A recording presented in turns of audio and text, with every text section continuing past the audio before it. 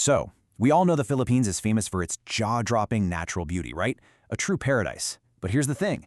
Building a world-class tourism industry on top of that paradise, that takes a really careful, really deliberate plan. Today, we're going to unpack that very plan, the legal and ethical blueprint that shapes every single resort, tour, and investment in the country. And that brings us to the biggest question of all. How do you welcome the entire world to your shores without accidentally destroying the very things that make your country so special in the first place? It's a huge challenge, like a constant tightrope walk between conservation and development that the Philippines has to navigate every single day.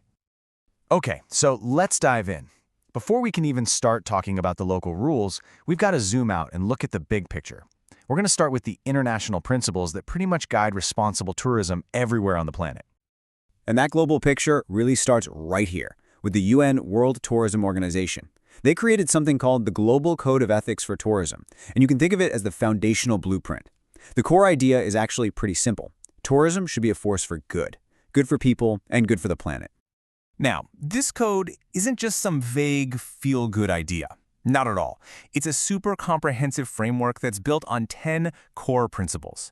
And these principles cover the whole shebang, from mutual respect between tourists and the local communities to sustainable development, the rights of workers, you name it. It's a complete vision for how to travel ethically. So what's the end game for all these principles?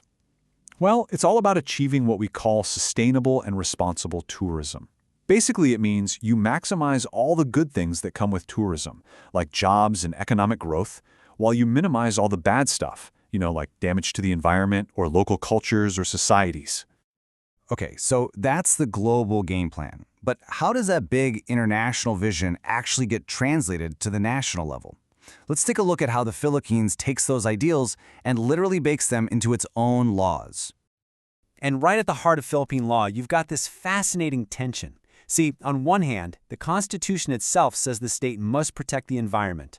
But on the other hand, the Tourism Act declares that tourism is an indispensable element of the national economy. The entire legal system is basically designed to serve both of these masters at the same time. So how in the world do they bridge that gap? Well, the Tourism Act of 2009 gives us the guiding star: sustainable tourism development. The key here is that word balance. It's all about meeting the needs of today, for tourists and for locals, while explicitly protecting the opportunities for the future. That's a long-term vision written directly into the law. So if sustainability is the big goal, what are the actual on-the-ground rules? This next section gets into the nitty-gritty of the environmental laws. You can think of these as the essential building codes that every single tourism project has to follow. It's how you protect paradise from the very progress it invites. And the absolute cornerstone of these building codes is Presidential Decree 1586. This is what created the Philippine Environmental Impact Statement System.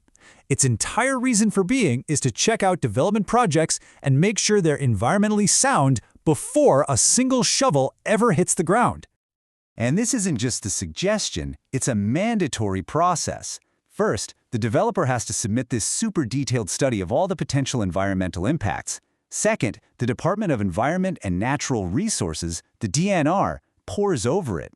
And only if the project is deemed safe, with all the right safeguards in place, is an environmental compliance certificate issued. No certificate, no project. It's that simple. And the process gets even tougher in what are called environmentally critical areas. And we're not talking about some abstract concept here.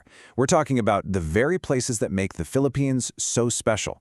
National parks, habitats for endangered species, mangrove forests, and of course, those world-famous coral reefs. If you want to build anywhere near these, the review process is incredibly strict. Okay, so protecting the environment is one half of the battle.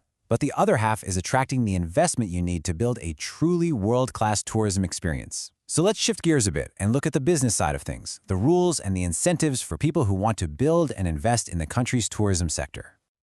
A really key concept for any investor is the Foreign Investment Negative List. Now, it's not a bad list. It just clearly outlines which sectors have limits on foreign ownership. So, for example, owning private land is capped at 40% foreign equity. But what's really interesting is how this list evolves. Like, internet businesses are now open to 100% foreign ownership, which is a huge deal. Now, to balance out some of those restrictions, the government offers some really powerful incentives to get people to invest in tourism. I mean, just imagine this. You can get an income tax holiday for 4 to 6 years, you can import special equipment without paying any duties, and the whole process of doing business is made a lot simpler. It's a pretty strong invitation to come and build. All right, we've covered global rules, national laws, and business incentives. But let's be honest, none of it actually works without the people on the ground. So now we're going to zoom all the way into the most personal level, the core ethics that guide the individuals who are the real face of Philippine hospitality. The first, and maybe the most important, ethic is respect. And this isn't just about being polite. It's really a three-way street. You have respect for your craft, meaning you do your job with excellence. You have respect for the guest and their needs. And you have respect for yourself and your teammates. It's the absolute bedrock of great service. Next up is integrity. In the world of hospitality, this just means being honest, plain and simple. If the menu says the fish is fresh, the fish better be fresh. It means that if you don't know the answer to a guest's question, you go find the right person instead of just making something up.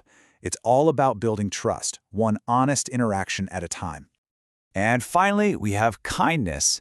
This is that simple but incredibly powerful act of just making someone feel seen and feel special. It could be as small as remembering a guest's name or their favorite drink. It's about seeing the human on the other side of the transaction and just making a genuine connection. So there you have it. We've gone from a global code of ethics all the way down to national laws on the environment and investment, and finally to the personal ethics of respect and kindness. It's this amazing, multi-layered system designed to build a paradise that actually lasts. And the final question that leaves us with is this: can this intricate balance of principle, policy, and practice actually become a model for the rest of the world?